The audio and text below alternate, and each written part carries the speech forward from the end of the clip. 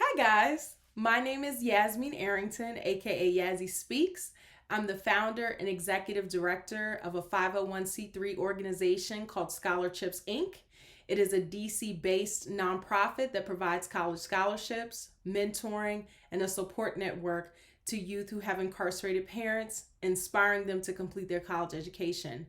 I'm also the founder and CEO of Incarcicare LLC, which is an online platform that allows individuals with incarcerated loved ones, returning citizens, or those on home confinement with care packages. Many times I am asked, what is your advice for young or new entrepreneurs or people just starting out? So I just thought I'd stop by and share some tips and some things that you do need to lay a solid foundation to get you started and off to the races as a social entrepreneur. One, define your mission. You must have a mission. A mission statement is usually a very short statement.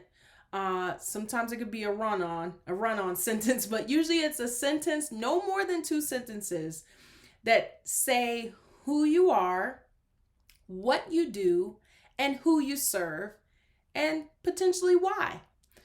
So in Scholarship's mission statement, we say who we are, what we do, and the demographic we serve. Scholarships provides college scholarships, mentoring, and a support network to children of incarcerated parents, inspiring them to complete their college education. So there you go. You know what we do, what we provide, who our demographic is, what we do, what we provide, and who we serve. It's very good, I think, early on to also define your vision.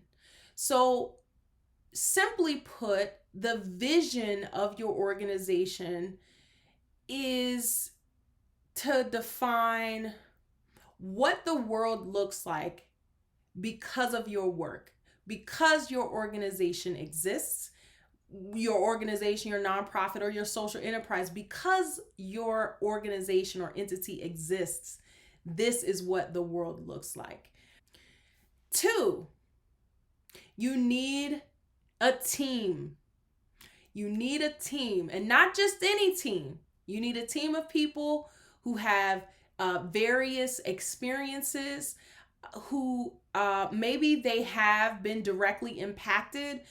Like if you are serving people who have a disability, or if you are serving teen parents, or if you're serving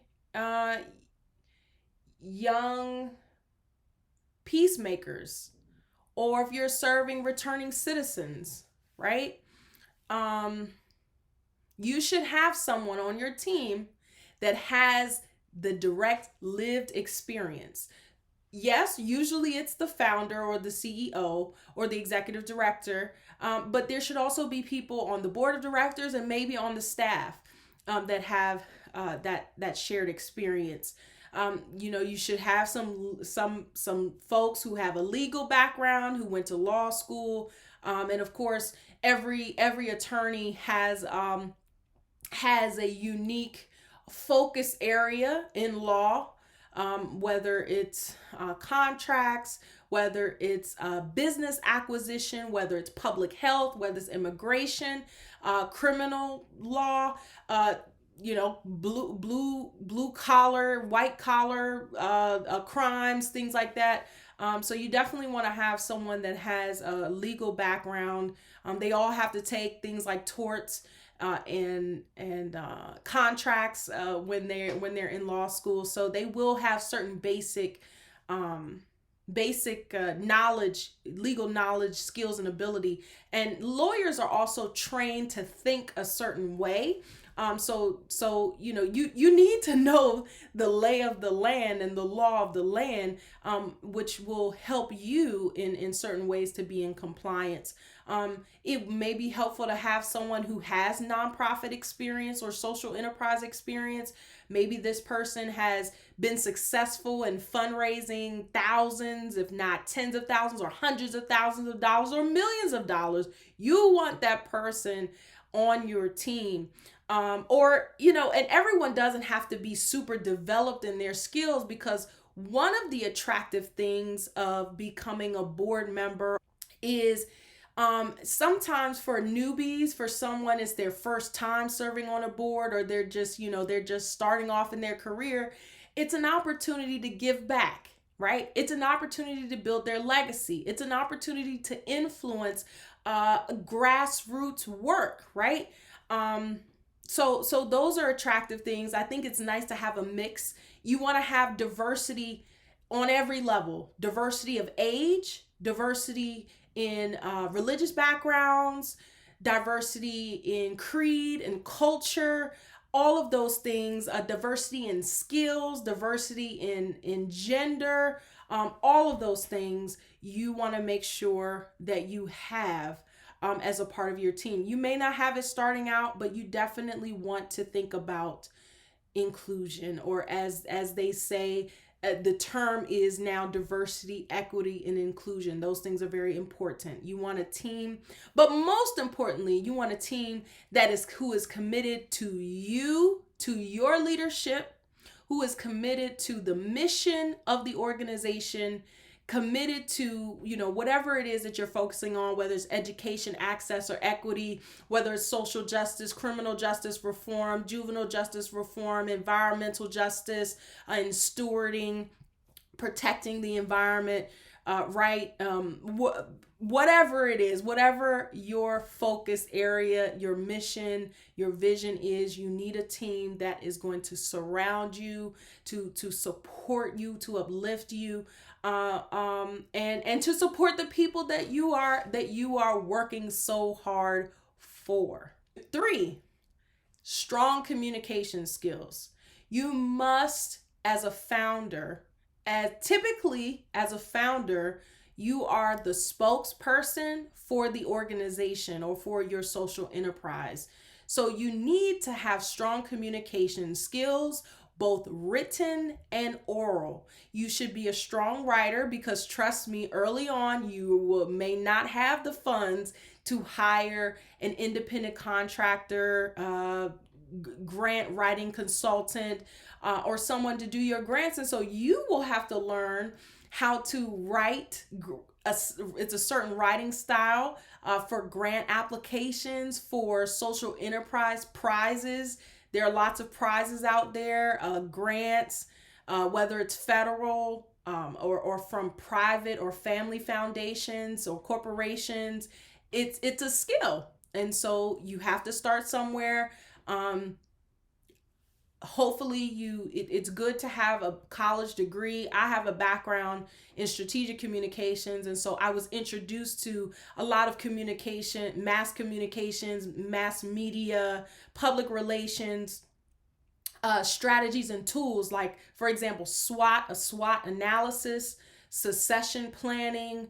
We learned about the moguls, and we learned the history of media and communications in the United States. It's good to have that background. It's good to take a journalism or a writing course, even though they're not the most fun. Your papers get torn apart and edited. But the more that you write, the stronger that you will get, especially when you have an editor, someone who's correcting you. To take a grammar course, it's always good to have those grammar rule books, to have them on you, because trust me, little things like any number under 10, do I just write the number or do I spell it out? Any number above 10, do I spell it out, T as in TEN, or do I write the number, right? Like these little teeny things. Do I put a comma? Do I put a semicolon here? Do I capitalize the H in however after the semicolon, right? All of those little things are important and they matter. Knowing the difference between there, right? And there. Um, uh, Try to stay away from abbreviations. When you're writing professionally, if you're writing an article, you're writing an op-ed, you're writing a press release, a memo, typically if you were to say something like I am, which usually you wouldn't use first person, uh, you wouldn't abbreviate I apostrophe M. You would write it out. You wouldn't say there as in THEY apostrophe RE. You would say they are. You spell out your words in professional writing. And also, I would highly suggest that if you haven't had this training before and if you haven't had a public speaking class, to sign up for something like a program like Toastmasters, or to get you to hire a private public speaking coach who can help you. Anytime you have the opportunity to take workshops, or to study public speakers, study them, study their posture, study their eye contact, study how they enunciate. You like that? Study how they enunciate their words. Actually learning how to sing professionally also helps with enunciation of words and how you shape your mouth to make certain sounds, right? And we all have, based on our mouth and the way our teeth are constructed, sometimes people have a lisp, and so certain like S's may sound really strong or things, and that's okay. We all have those kind of impediments or unique qualities about us that make our voices sound different and unique. But definitely beyond the shadow of a doubt, you need to have some sort of professional advising, coaching, and or training in public speaking. Now, granted, there are lots of public speakers that did not have that training, but trust me, chances are they've been speaking publicly for many years. So you should get comfortable being in front of the camera. You should get comfortable speaking, having someone to interview you. I would suggest anytime you have an interview, especially if it's going to be recorded, especially if it's going to be posted on the internet or if it's on the news, please remember, because I have forgotten this and it has really caught me off guard. Make sure that you always ask whoever's interviewing you for the questions in advance. You never underestimate the opportunity to prepare. It doesn't mean that you want to get up there and sound rehearsed, but it means that, seeing the questions, you know what to expect and what will be asked of you. So that will allow you the opportunity to sit with the questions, to meditate, to think about your responses. And then you can come up with bullet points of points that you want to get across.